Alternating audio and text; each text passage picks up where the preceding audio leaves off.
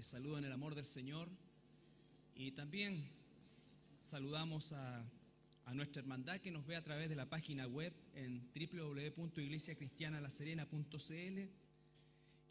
Saludamos, la verdad que como cada domingo,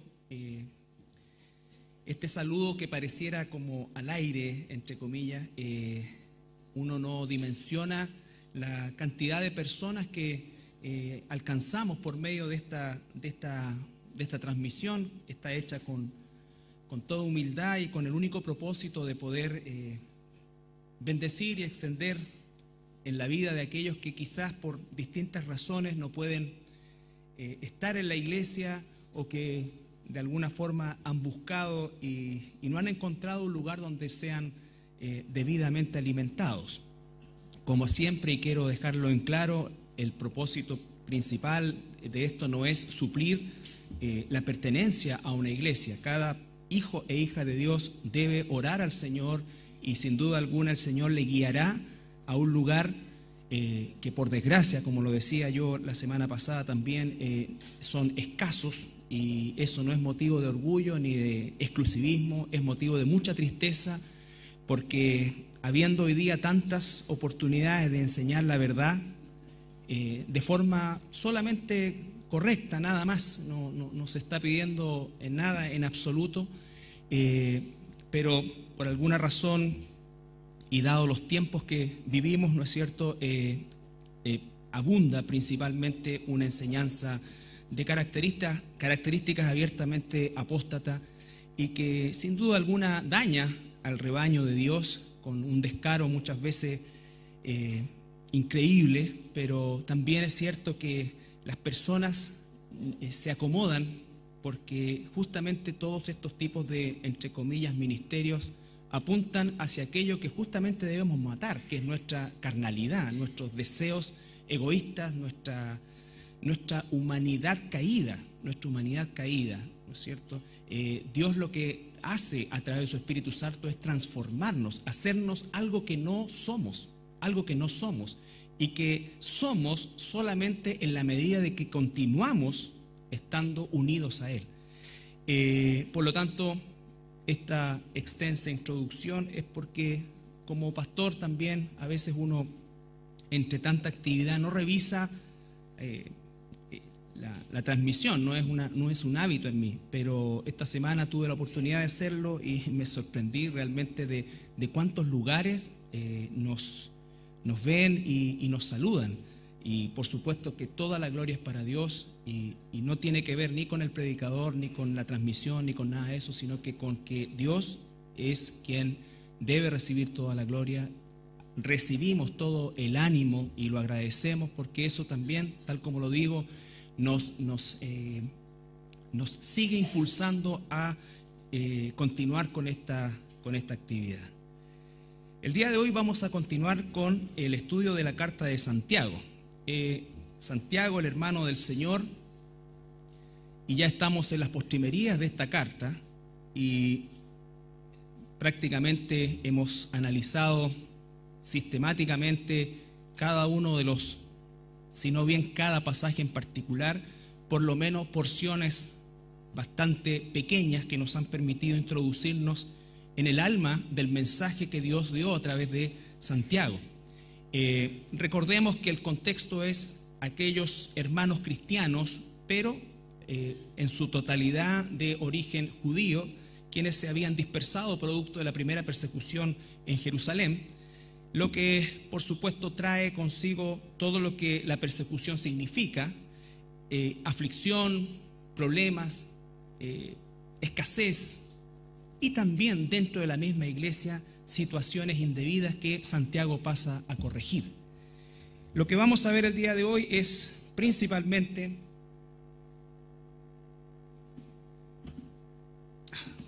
ya no veo ni los lentes.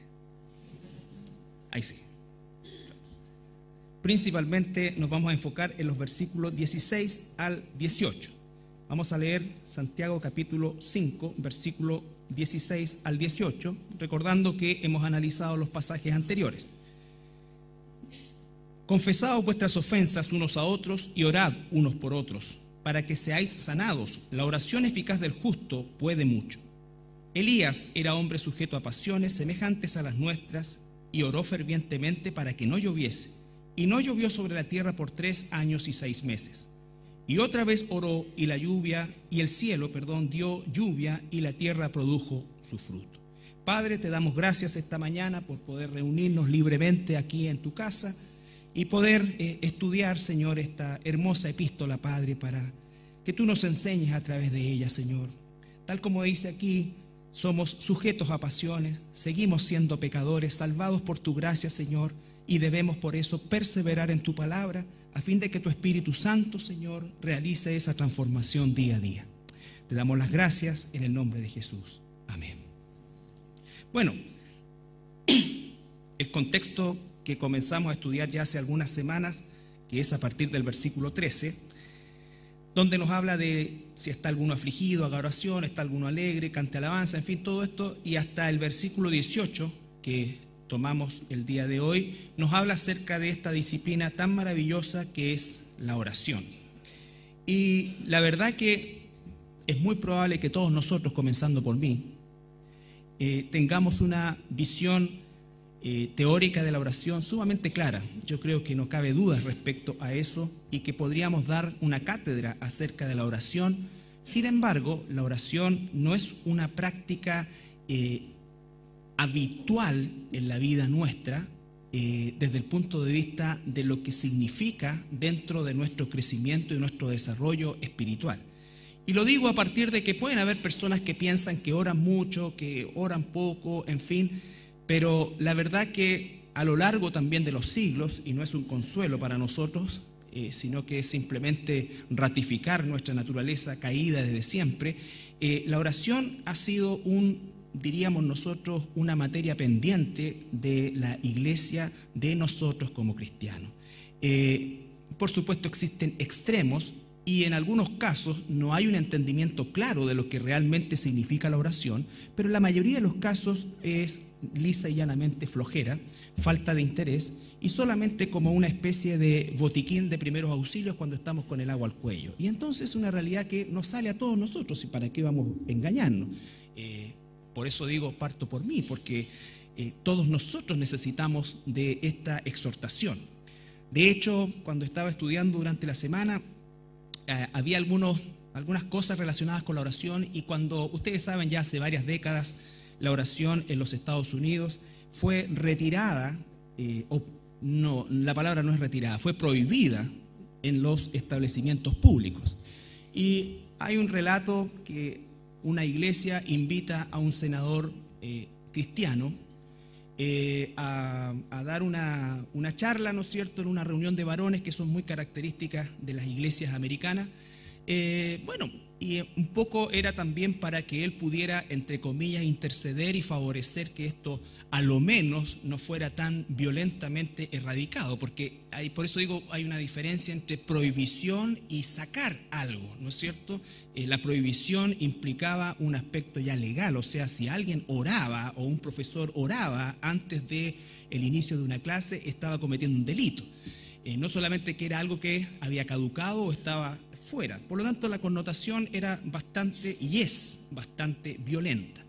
Y este senador se para, ¿no es cierto? Y lo primero que pregunta es: ¿cuántos de los que estamos aquí presentes estamos de acuerdo de que la oración se mantenga en las escuelas públicas? Y por supuesto, un 100% levantó la mano. Sin embargo, hace una segunda pregunta, que es la que desnuda nuestra realidad, y es: ¿cuántos de ustedes oran diariamente con sus hijos? Y por supuesto que, sinceramente, la cantidad de manos fue ínfima. Por lo tanto, a veces nosotros tenemos una concepción de lo importante que es la oración en el colegio, y está bien, y no estoy diciendo que sea correcto eliminarla, pero ¿cómo estamos acostumbrados a suplir con otras actividades y que otro haga el privilegio y el deber que tengo yo como, por ejemplo, padre? Y una cosa al margen: todos los que tienen niños pequeños, aprovechen ese tiempo, hagan de eso un hábito, aunque después los niños pasen por la adolescencia, todo, pero después los van a tener de vuelta de adultos, ¿no es cierto? Bueno, no solamente para orar, pero entre otras cosas, ¿ya? Pero eso va a quedar y son cosas que van madurando en el tiempo. Tengan fe en Dios, tengan fe en el trabajo que Dios hace también en eso.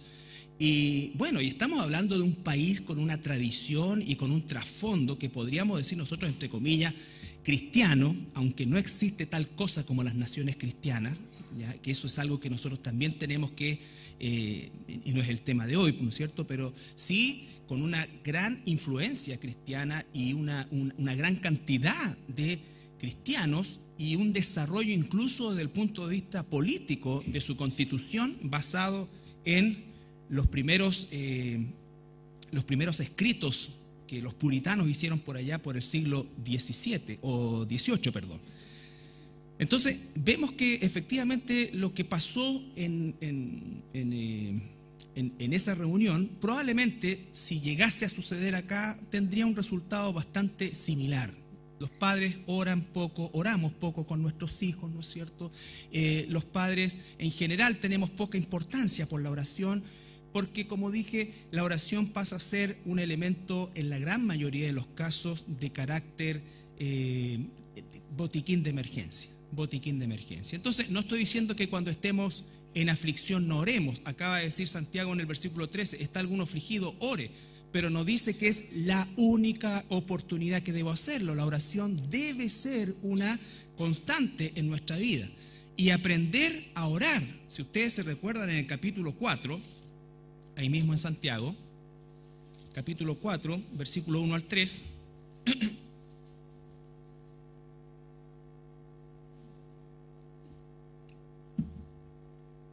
dice, ¿de dónde vienen las guerras y los pleitos entre vosotros? No es de vuestras pasiones, otra vez, pasiones, que se refiere a todo aquello que nos impulsa a pecar, en el amplio sentido de la palabra.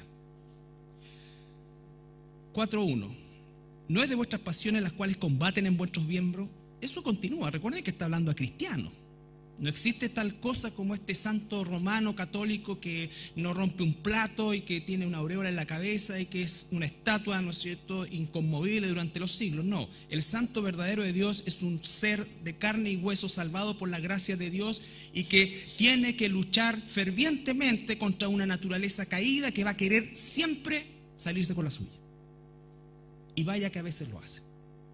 Entonces dice, codiciáis y no tenéis, matáis y ardéis de envidia, versículo 2, y no podéis alcanzar, combatís y lucháis, pero no tenéis lo que deseáis porque no pedís. Una primera relación pecaminosa es porque no pedimos.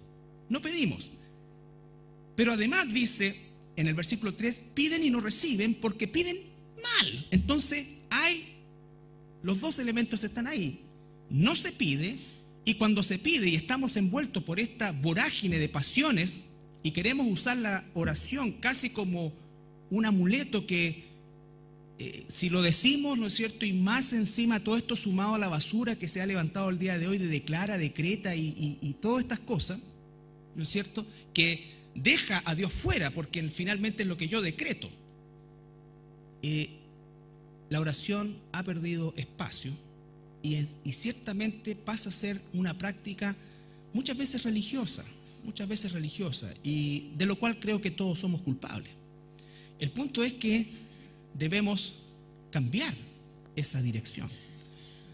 La oración es un estorbo muchas veces. La oración es algo que no es algo constante en nuestra vida personal, y si no es algo constante en nuestra vida personal, menos vamos a desearlo en nuestra vida congregacional. Y acá lo está diciendo, orad unos por otros. Hay un concepto congregacional en eso. Hay un concepto corporativo. Pero eso no va a suceder porque obviamente todo es una cadena que parte con una relación de intimidad. Y esa relación de intimidad se lleva a una relación congregacional. Pedís y no recibís porque pedís mal para gastar en vuestros propios deleites, y la palabra deleite ahí no solamente tiene que ver con cosas entre comillas placenteras, sino que la palabra es mucho más extensa o de una definición más extensa que significa básicamente mis propios intereses. Volvemos al capítulo 5. Hecha esta introducción acerca de la oración y podríamos continuar, seguir, aquí vamos a contextualizarnos en el versículo 16. Ha venido hablando en el 15 acerca de la oración para aquel que está enfermo, que puede ser físicamente o psicológicamente o emocionalmente o todas las anteriores. Y entonces llega el versículo 16 y dice: confesaos vuestras ofensas unos a otros y orad unos por otros para que seáis sanados. La oración eficaz del justo puede mucho. Tremenda declaración. Primero que nada, el tema de la confesión. La palabra confesar ahí es una palabra que es compuesta, exhomologueo, que significa básicamente reconocer. Tiene varios significados y, por supuesto, como todas las palabras griegas, de alguna manera los contextos son los que determinan el uso de esa palabra. Pero dice claramente, ¿no es cierto?, que es reconocer. ¿Por qué? Porque está llevando esto al plano horizontal. Cuando nosotros estamos o hemos cometido pecado, por supuesto que hemos ofendido a Dios, y por eso es que lo primero que tenemos que hacer es pedir perdón a Dios. Pero ese es el 50% del mandato, porque el otro 50% es en lo horizontal. Yo he ofendido a alguien, he provocado algo en alguien. Aún eso puede haber tenido consecuencias. Entonces la segunda parte no solamente es confesar, es reconocer, sino que también, en la medida de nuestras posibilidades, restituir o asumir las consecuencias. Entonces, por eso es que tenemos, recuerden ustedes, el ejemplo del hombre, el ladrón en la cruz. Él reconoció, confesó su pecaminosidad, pero eso no lo libró de la consecuencia. Igual siguió el curso de su razón de por qué estaba ahí. Era un delincuente, era un criminal, ¿no es cierto? En esta época habría salido con firma mensual, pero ahí en ese tiempo era crucificado, ¿ya? Lo crucificaban en ese tiempo, ¿ya? Estaba fuera de época para sus actividades. Hoy día no, por firma mensual. Entonces, dice confesado. Tampoco la confesión tiene que ver esto, que de manera irrisoria, si ustedes lo quieren, el catolicismo romano lo usa como una de las supuestas,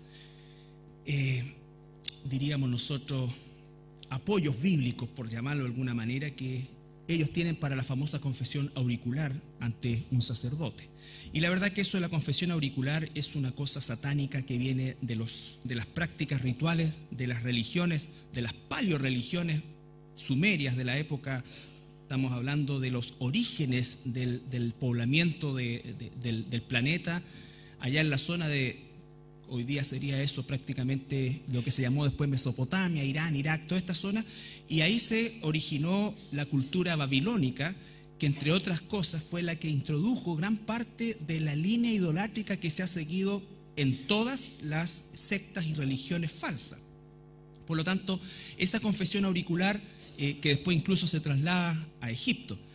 Por lo tanto, es una situación que se va acomodando en el tiempo, y la confesión auricular que se practicaba por parte de los sacerdotes o de los curas, mejor dicho, y de todo el clero, era algo que se hacía habitualmente. Sin embargo, llegó a institucionalizarse como tal en el siglo XIII en el Concilio de Letrán. Ahí es cuando dijeron efectivamente que todo católico romano tiene que confesarse a lo menos una vez al año, Pero después endurecieron eso y llegamos al siglo XVI, y en el Concilio de Trento, XVII, y en el Concilio de Trento endurecen eso y dicen que cada católico, si quiere comulgar, tiene que confesarse.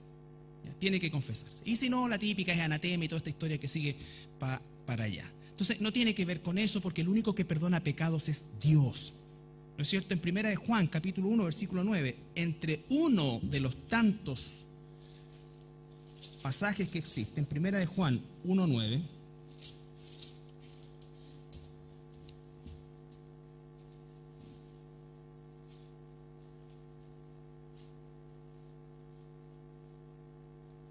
(1, 8 y 9),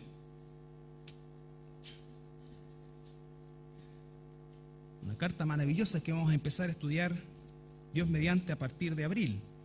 Dice, versículo 8: Si decimos que no tenemos pecado, nos engañamos a nosotros mismos. Y la verdad no está en nosotros. Ahora, si confesamos nuestros pecados,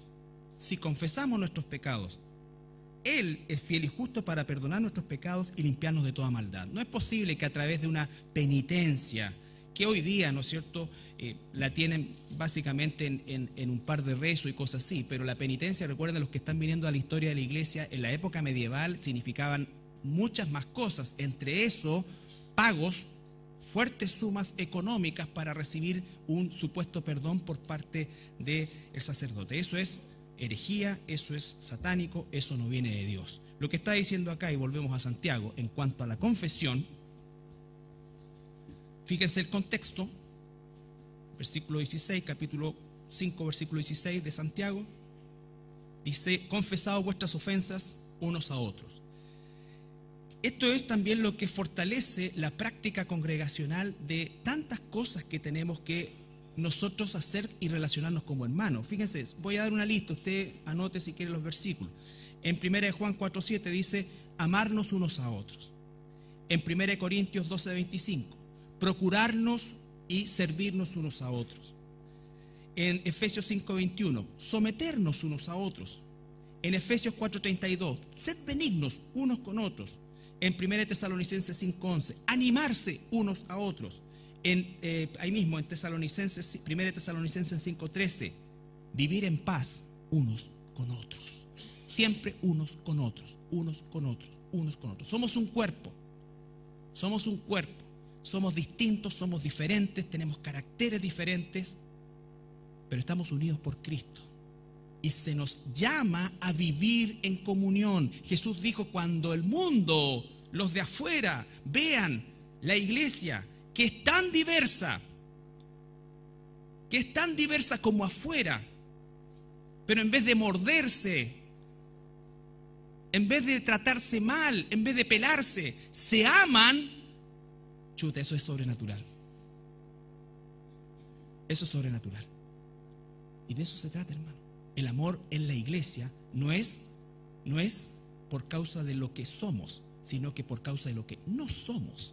Muchas veces no soy simpático, muchas veces no soy amable, pero eso no me da licencia para seguir siéndolo, porque por amor a otro tengo que permitir que el Espíritu Santo me cambie.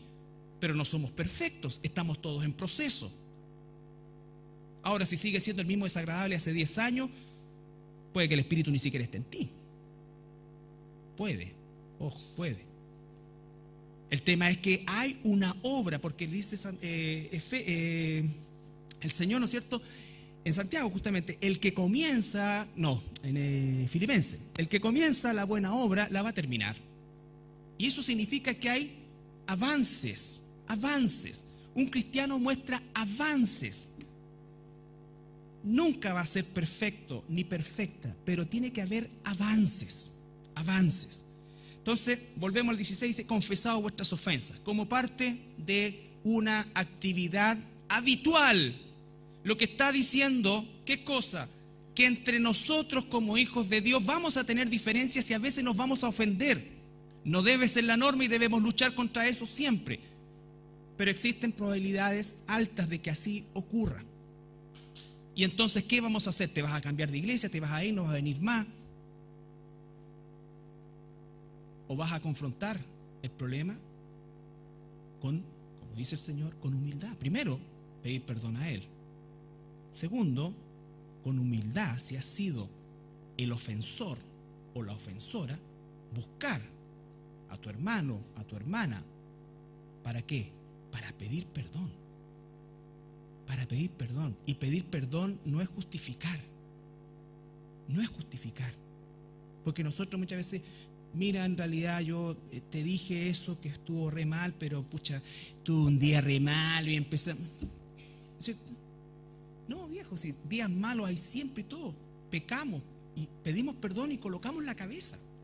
Y al que le colocan la cabeza, ¿no es cierto?, no afila el hacha, sino que se arrodilla con su hermano y lo abraza, o hermana y lo abraza, y oran juntos al Señor. Orad unos por otros. Ese es el contexto. Suena bonito, ¿eh? Suena bonito. ¿Y por qué no lo hacemos siempre? Porque estamos pensando en nuestros propios deleites, en nuestros propios intereses, en lo que a mí me hicieron, lo que yo he. Es difícil, hermano. Por eso es que la vida cristiana es sobrenatural.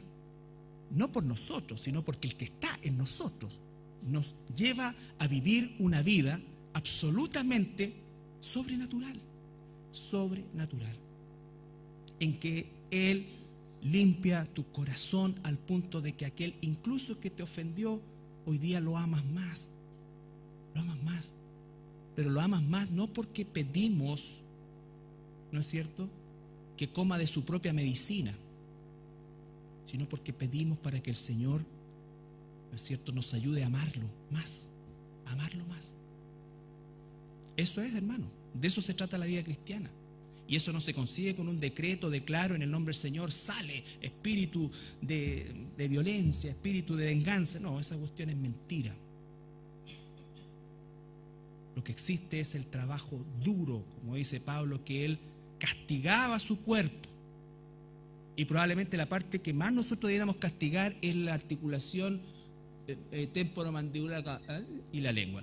Santiago dedica un capítulo entero a la lengua, ¿no es cierto? Ese es el área más castigada. ¿Ya? Ese es el área que debiéramos castigar más. Confesaos vuestras ofensas unos a otros y dice, orad unos por otros. Colosenses 3 nos afirma un poco. Colosenses 3, 12 y 13.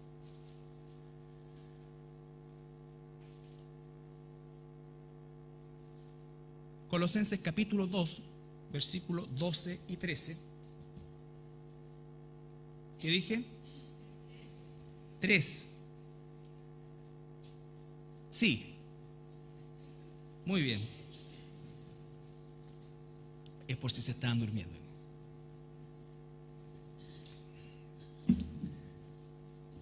Tres, es que oye, mira, el 13 también acá está. 12, vestíos pues. Fíjense, vestíos pues es una acción. Nos dan todas las herramientas, todos los elementos y el poder para hacerlo, pero es una acción que nos corresponde a nosotros. Señor, vísteme con tu... No, vístete tú. Ahí están las cosas. Señor, dame perdón. Perdona tú. Ahí está el poder que te he dado para hacerlo. Búscalo. Pero por alguna razón, nosotros queremos que las cosas ocurran como milagros en nosotros. Y sí, es un milagro. Pero hay que trabajarlo. Hay que trabajarlo. Vestidos pues como escogidos de Dios, santos y amados, de entrañable misericordia, benignidad, humildad, mansedumbre, paciencia. ¿Dónde se consigue eso? En ninguna parte más que es y viene de Dios. Viene de Dios. ¿Para qué? Soportándoos unos a otros y perdonándoos unos a otros si alguno tuviera queja contra otro. La actitud, soportándonos, perdonándonos, de manera o de la manera, ¿y cuál es el estándar si somos hijos de Dios? Que Cristo os perdonó, así también hacedlo vosotros. ¿Cuánto nos ha perdonado Cristo? Infinita, incontable. Bueno, esa es la medida. ¿Cuál es el límite para perdonar a otro? A veces yo me estresaba antes con esto. Hay una respuesta bíblica. Porque, pero ¿cómo? O sea que tengo que perdonarlo después que vino y eso. Y uno dice, chuta, en realidad tiene razón. Y la verdad que no es algo que me competa a mí determinar el límite. Eso es algo que da Dios. Y Él coloca el límite. Y el límite es todo lo que Cristo nos perdonó a nosotros. ¿Cómo llegamos a ese punto? Siendo más como Él. Siendo más como Él. Entonces, el perdón denota de alguna manera de parte de nosotros nuestra propia relación con Dios. Nuestra propia relación con Dios. Y por eso me encanta la carta de Santiago y espero que ustedes también, porque nos ha llevado a las entrañas de la vida eclesiástica, a la realidad del día a día entre nosotros como hermanos. No solamente a una actividad a la semana, sino que el relacionarnos unos a otros.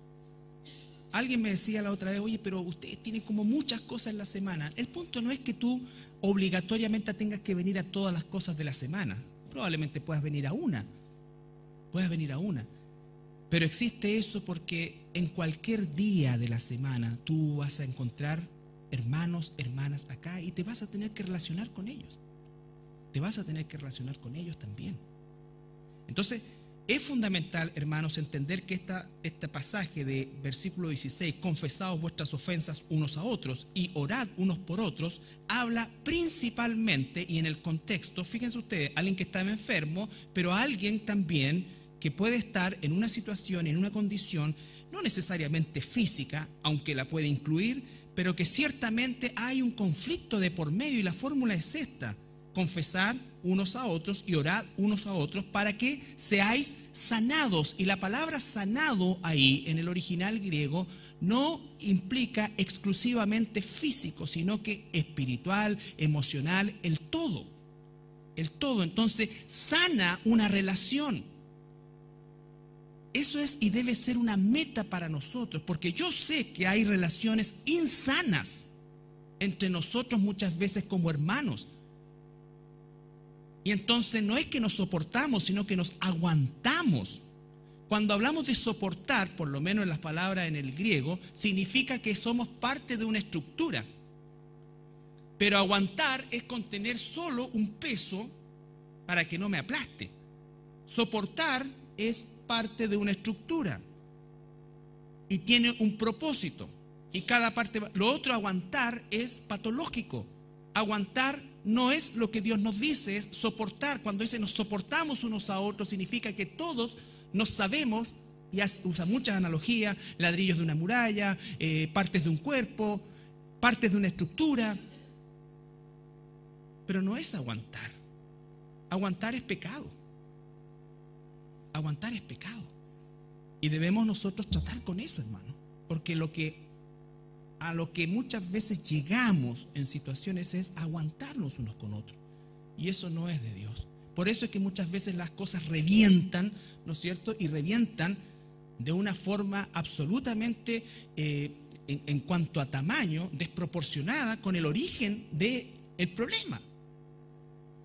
El origen del problema tiene un tamaño, o el problema tuvo un tamaño, pero la explosión de ese problema es absolutamente desproporcionado, y es porque hemos estado aguantando,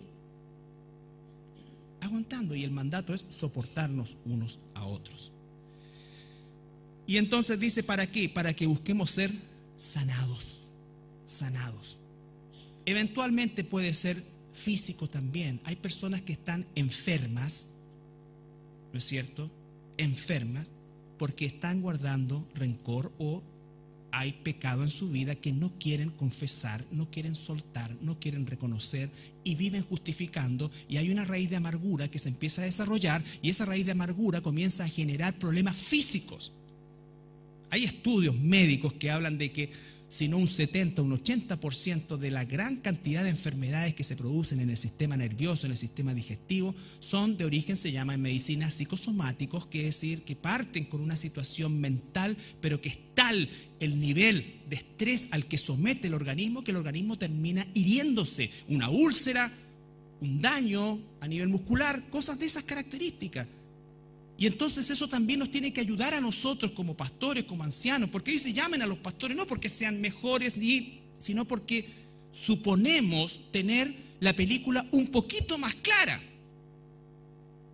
¿Y eso significa qué? Que hemos cometido muchos errores, porque a veces el problema de una persona es la falta de perdón, y oramos mal.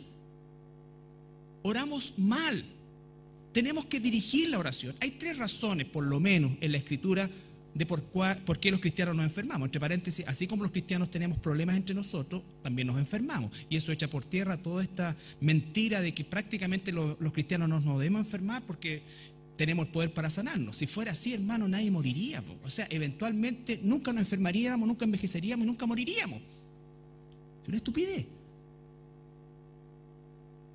3 razones Y la Biblia entrega ejemplos de eso. Primero, para glorificar a Dios. A veces Dios permite que alguien se enferme físicamente para su gloria, ¿cierto? Tenemos el ejemplo de Lázaro. Jesús ve, Lázaro está enfermo. No, esta enfermedad es para la gloria de Dios, ¿sí? El ciego, el Bartimeo, ¿quién pecó? ¿Él o su familia? No, ni lo uno ni lo otro. Esto es para mostrar la gloria de Dios, ¿cierto? Segunda situación, para tratar con nosotros. Pablo. ¿Cuál era el problema de Pablo? Su orgullo. El apóstol Pablo, ¿no es cierto? Su orgullo. Y él mismo lo reconoce. Dios se encarga de dejar algo que le recuerde su condición, para que dice, no sé por qué, porque era sumamente atacado. Recuerden ustedes, Pablo vivió y murió tratando de reivindicar su ministerio al nivel de los otros apóstoles, porque nunca gozó de un reconocimiento pleno de parte de la iglesia. Y entonces la tentación a argumentar de quién soy yo y lo que tengo, Dios lo trató por medio de un problema físico, que vuelvo a insistir, no hay una razón para decir que fueron los ojos o fue la espalda. Puede haber sido uno, puede haber sido otro, u otro que no podemos nosotros decir, pero por alguna razón, y está claro muchas veces para mí por lo menos por qué no, porque si hubiese dicho expresamente la columna de Pablo, todo, ando con el lumbago de Pablo y la columna de Pablo, y es porque Pablo, soy igual que Pablo, ¿no es cierto? Y todos felices, y a nadie le dolería ninguna otra parte más que la espalda. Dios nos conoce. Entonces dijo, no voy a revelar qué, pero no se lo voy a quitar. ¿Estamos? Entonces, tenemos esa. Y la tercera situación es por causa de pecado. Por causa de pecado. El paralítico, el que metieron por la casa, ¿no es cierto? Va y después el Señor le dice, mira, no, el paralítico de Betesda, perdón, el paralítico de Betesda. Jesús lo sana, se pierde y después lo encuentra en el templo. Lo encuentra en el templo. Y Jesús se acerca y le dice, mira, te he sanado, pero vete y no peques más, porque para que no te venga algo peor. Está reconociendo que su condición física era producto de una situación pecaminosa. ¿Cuál? Tampoco. Y solamente quiero que veamos 1 Corintios, capítulo 11.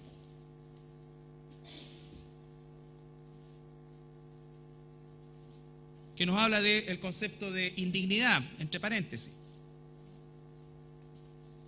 1 Corintios capítulo 11, versículo 29 al 31.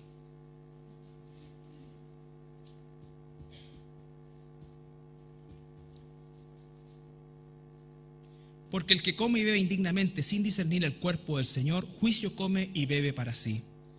Por lo cual hay muchos enfermos y debilitados entre vosotros, y muchos duermen. Si pues nos examinásemos a nosotros mismos, no seríamos juzgados. Aquí hay en el contexto directo, hay una situación en el cual estaban tomando indignamente la Santa Cena, y cuando se habla de indignamente se habla sin considerar el arrepentimiento, sin considerar que estoy en pecado y no importa que viva en pecado, vengo igual, tomo la Santa Cena porque Dios me ama igual, y esto y acá y allá. Y cuando digo indignidad me estoy refiriendo, y ya lo tratamos en alguna oportunidad, al hecho de que no hay un deseo de arrepentimiento, no hay ninguna acción. La Santa Cena debería ser un tiempo donde realmente nosotros pudiésemos también ponernos a cuentas con Dios y salir de aquí a ponernos a cuenta con quien hayamos ofendido. Pero me estoy refiriendo a indignidad cuando pienso que es solamente un ritual, y que por el hecho de hacer ese ritual entonces recibo algún tipo de bendición y salgo de aquí y no tengo ninguna intención, y nunca la he tenido, de cambiar mi posición, y sigo odiando, sigo teniendo amargura, sigo teniendo envidia, sigo teniendo lo que sea. Y uso una palabra ahí, bueno, por supuesto duermen, no es un apoyo bíblico para dormirse en el sermón, es morir, ¿ya? Dice debilitado, y esa palabra es súper interesante porque sí, esa palabra en el original tiene una referencia casi específicamente a un debilitamiento emocional, lo que hoy día incluso los profesionales de la salud mental llaman la enfermedad del alma. La enfermedad del alma, ¿no es cierto? Y entonces eso significa ¿qué cosa? Que ese debilitamiento de los corintios era por causa de pecado. Cuando alguien viene y dice, ¿sabes qué? Estoy súper recaído, estoy deprimido, no puedo salir adelante, no tengo ganas de nada. ¿Pasamos alguna vez por eso? Claro que pasamos alguna vez por eso. Pero cuando esa es una constante en nuestra vida, hay que empezar a hurguetear para poder definir. Porque es posible que haya pecado no confesado, enmarañado con esas raíces de amargura, justificado en nuestra mente, ¿no es cierto? Porque cuando tú encuentras a alguien que nunca tiene la culpa de nada y todos son culpables, por supuesto que algo mal anda, y gente así también allá en la iglesia en términos generales. Y entonces uno ora para que el Señor la saque adelante, lo saque adelante, lo que sea, pero está orando mal porque tiene que tratar con la causa. Porque si esa enfermedad es para la gloria de Dios, la actitud de la persona no es esa. La actitud de la persona es como Pablo dice, entonces 3 veces me gloriaré en esto. A pesar que está con el problema, a pesar que está con la dificultad, surge. A pesar que no está siempre bien y que le cuesta un poco, pero siempre viene, ora, participa, actúa, ora, y eso se puede ver en la vida de las personas. Pero aquellos que están planchados en la casa, que no quieren nada, ¿no es cierto? Y esto normalmente son pecados que después empiezan a justificar en su cabeza y resulta que de culpable pasan rápidamente en su mente a víctima. A víctima. Eso, hermanos, contra eso también tenemos que luchar, porque, y ahora volvemos a Santiago. En el versículo 16 dice, confesaos otra vez, para que nos quede muy claro, vuestras ofensas unos a otros y orad unos por otros. ¿Has podido llegar a orar con alguien que tenías una diferencia? Orar de corazón con alguien que tienes una diferencia. Y estoy hablando que puede ser tu esposa, tu esposo, tu hijo, un hermano. Para que seáis sanados. Recuerda, sanidad en el amplio sentido de la palabra. Y después dice la oración eficaz. La palabra eficaz es la palabra energema, de donde viene energía, o sea, la oración eficaz. ¿De quién? ¿De quién? Del justo. Y no se está refiriendo aquí al justo posicional, que el cristiano está justificado posicionalmente, de las tinieblas a la luz, de muerte a vida, de la esclavitud del pecado a la libertad de los hijos de Dios. Eso es posicional, ¿ya? Se está refiriendo a la vida justa, a la santidad. La búsqueda de la santidad es buscar la semejanza de Dios, de nuestro Señor Jesucristo, el primogénito de la nueva creación que somos nosotros. Entonces dice justo. ¿Qué significa eso, hermano? Significa que cuando nosotros oramos a Dios, tenemos que estar a cuentas con Dios y tenemos que estar viviendo una vida justa. Fíjense que se dice de David. Buscamos a David en el Salmo, por supuesto. 66:18.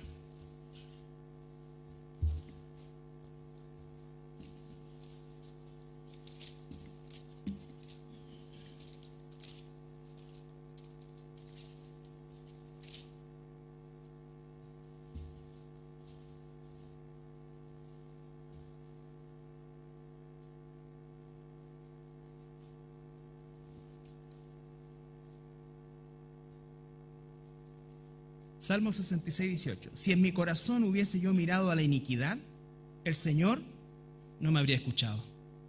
Y estamos hablando de David, un hombre, el rey de Israel, que se le cataloga y Dios lo define como un hombre conforme a mi corazón. Y nosotros sabemos que la vida de David fue bastante tortuosa, cometió grandes pecados, lo que significa que no es que la pecaminosidad sea el rasgo de David, sino que esa humanidad que nosotros también tenemos. y en esa humanidad el Espíritu Santo trabaja sometiéndola a tener un corazón para Dios. ¿De qué se trata esto? Por eso pongo el ejemplo de David, porque no es gente perfecta, es gente que trata correctamente con su pecado. Él confiesa su pecado, él asume las consecuencias.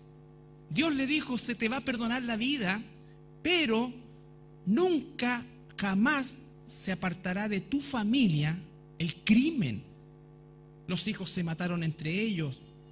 Fue una situación terrible. David nunca más gozó de la paz antes de lo que pasó con Urías, ¿no es cierto?, y Betsabé.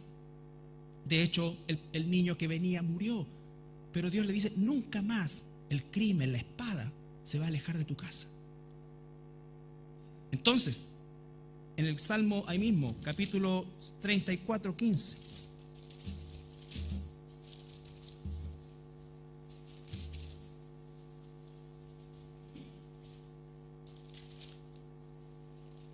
La oración eficaz del justo. Alguien que es un hijo, una hija de Dios, pero que vive una vida que agrada a Dios, que se viste día a día con los atributos de Dios. Dice el Salmo 34, 15. Los ojos de Jehová están sobre los justos y atentos sus oídos al clamor de ellos. Un justo va a orar bien, va a orar correctamente, en la dirección correcta, va a orar conforme al corazón de Dios. Su oración, la oración de un justo no es egoísta, la oración de un justo no es autorreferente, la oración de un justo no busca venganza, la oración del justo busca hacer la voluntad de Dios, sea cual sea esta. Sea cual sea esta. Y esa es la oración que nos falta a nosotros, porque nuestra oración en un altísimo porcentaje es para nuestras propias necesidades, que pueden ser sumamente lícitas, pero olvidamos el principio de que el mismo Señor Jesús enseñó: busca mi reino y su justicia, y lo demás es añadidura. Y eso significa que tiene menor importancia y que además, antes que nosotros abramos la boca, Él ya lo sabe.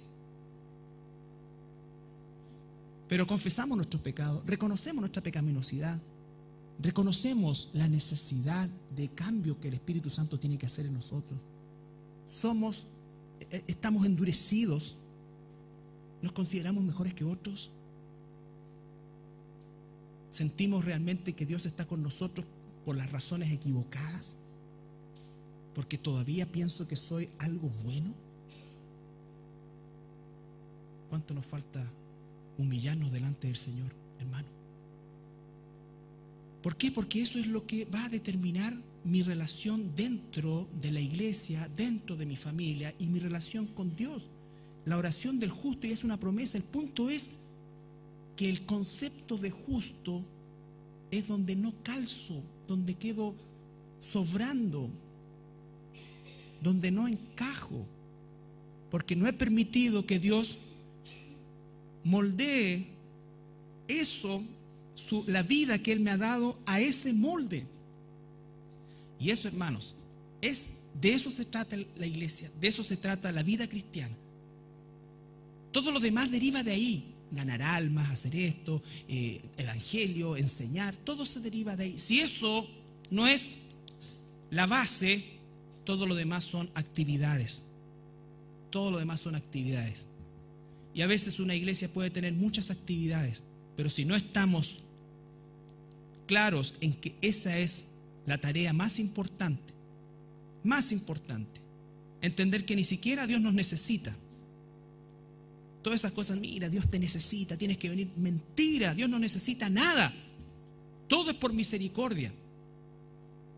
Todo es por misericordia. Y entonces Él está moldeando una vida que tenga misericordia hacia los demás también. Porque yo tengo expectativa de la gente. Quiero que sean como yo, quiero que piensen como yo, quiero que hagan las cosas como yo. Y si no es así, entonces estamos en problemas. Y imagínense, todos pensando de la misma manera.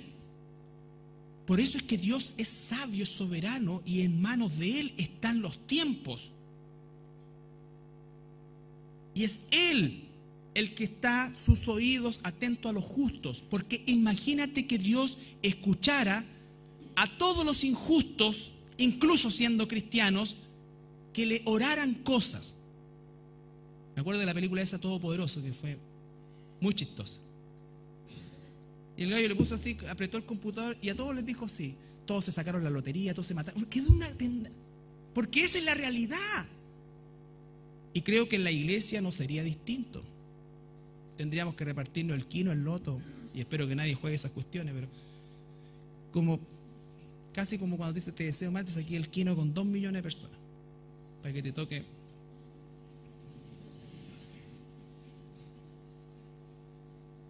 ¿Quién pide arrepentimiento? ¿Quién pide esto? ¿Quién pide Señor? Trabaja en mí, pero de verdad. De verdad, ¿quién se postra y gime por su condición pecaminosa? Y no lo estoy diciendo por mí, hermanos, porque a mí me falta igual que a ti. Pero no quiero que me siga faltando. Y entonces, cuando vivimos un día a la vez, significa que este día Dios lo ha hecho para que yo le busque. Pero no para pedirle el pliego petitorio de cosas que tengo como prioridad y por favor va a salir alguien y va a decir, pucha, o sea que no puedo pedir por la salud de mí. Por supuesto que sí, pero te apuesto que esa debe ser la única razón de tu oración.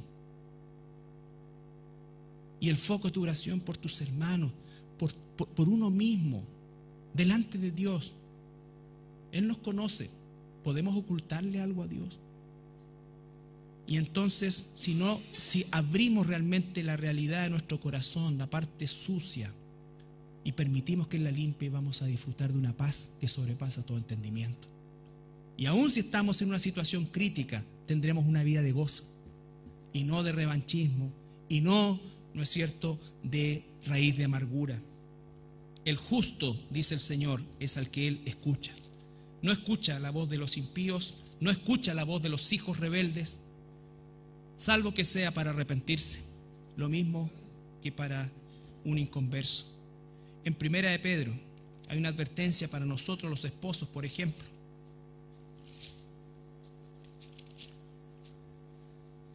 Primera de Pedro, capítulo 3.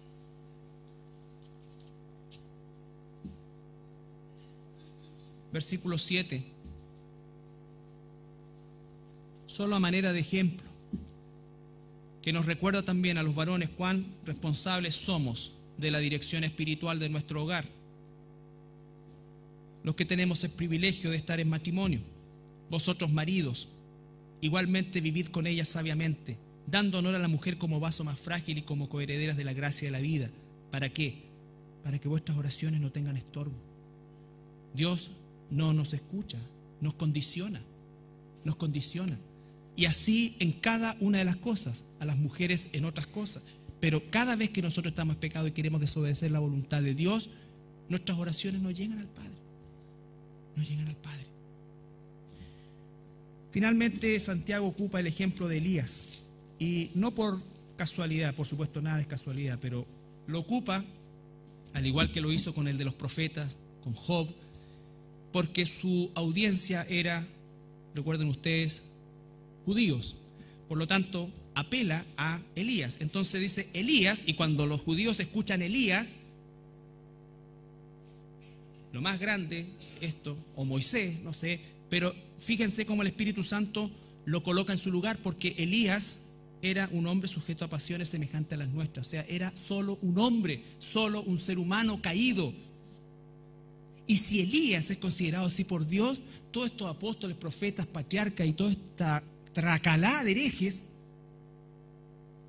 ¿qué son entonces?